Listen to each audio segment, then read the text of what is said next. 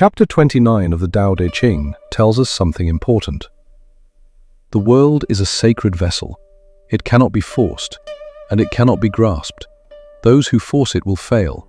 Those who grasp it will lose it. If a ruler cannot force or grasp, what approach should he take? Laozi says, "I see someone about to take charge of the world. He does so only because he has no choice." This is about responsibility. It is not the pursuit of power. It is not the fulfillment of an obligation. Why does he feel this way? Some people are consumed by ambition. They strive aggressively, convinced only they can bear the burden. This is the Western model of campaigning. In the West, a candidate stands before the people. He says, "Support me, I will not let you down." He makes promise after promise. He wins the votes and rises to power. Now, he must perform. He must appear to accomplish great things. Otherwise, he betrays those who elected him. This is contrary to the thinking of Laozi. Laozi saw that this approach makes things worse. Laozi says a person takes a position because he has no choice. He carries no ambition and no personal agenda. He does not wish to rule the world, yet he cannot abandon it. That is what no choice truly means. The position is not something one seizes, it is a responsibility one bears. Chinese tradition says great positions are determined by heaven. They are not claimed by man. No matter how desperately you want it, you cannot simply take it. No matter how hard you scheme, it is the same. The world is a sacred vessel. What does sacred mean? It means formless and boundless. The world belongs to no individual. One person's will cannot shape it. No one can impose control upon it. This is Laozi's point. Those who force it will fail. Those who grasp it will lose it. Look at history. Dynasty after dynasty. Those who seized power by force could not hold it. It always slipped away. Consider Qin Shi Huang. He was extraordinarily powerful. He burned books to eliminate them. Then, he himself vanished. Afterward, books were printed in even greater numbers. The sage does not force, and so does not fail. He does not grasp, and so does not lose. The sage does not violate the natural order. How could he be defeated? He does not cling to his own views. How could he lose the hearts of the people? It is actually quite simple. Whatever position you take, some will support you, some will oppose you.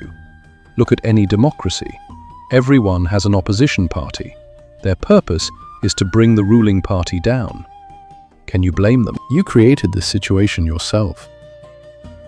Laozi made all of this clear long ago.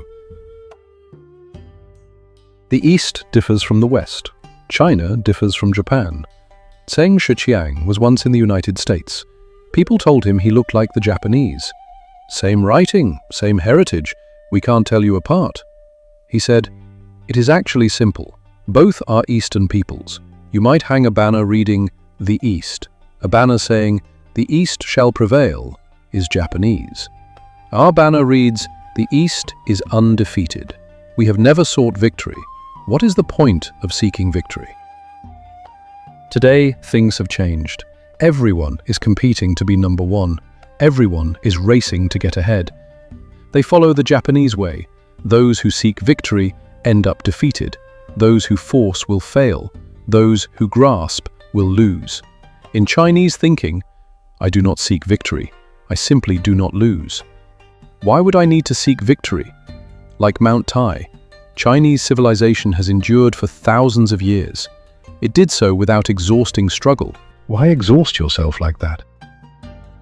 Among all things, some lead and some follow. Some breathe gently, some breathe hard. Some are strong and some are weak. Some rise and some fall. Laozi says these are all natural phenomena. Some walk ahead, some walk behind. That is simply how it is. Take blowing air as an example. The same breath, the same action. Blow slowly, and you soften something. Blow quickly and you cool it. The same act produces different results.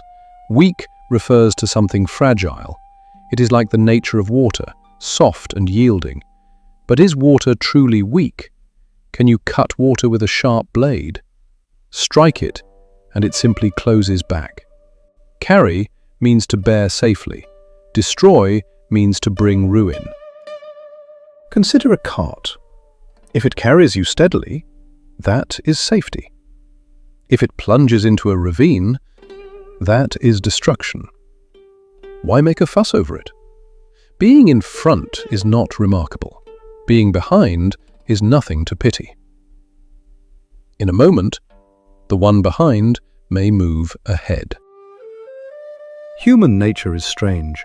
We stand in a queue and see someone ahead. We feel the urge to get in front. The person you resent most is the one ahead of you. You think, I was here earliest, yet you got here before me? You arrived at 3 in the morning. The other person arrived at midnight. You think, what is wrong with you? This is human nature. We must cultivate ourselves to transcend this nature. Without such tendencies, what would we cultivate? People today constantly criticize others. They should turn the mirror on themselves. In the same situation, they would be no different. The sage sets aside the extreme. He sets aside the excessive and the arrogant. He follows the natural course. He avoids extremes. He removes what is extreme. He sets aside extravagance. Extravagance never lasts. When you have money, your clothes seem indestructible.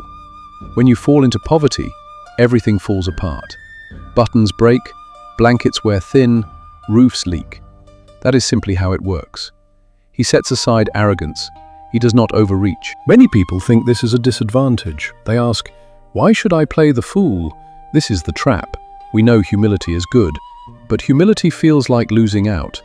Others are not humble. Queuing is proper, but others cut the line. We feel we end up worse off. Laozi speaks of cultivating the Tao. He speaks of transforming the world. A true cultivator uses the power of transformation. He fulfills responsibility through example, not force. People are creatures of flesh and blood. The only path that works is transformation through virtue. Nothing else is effective.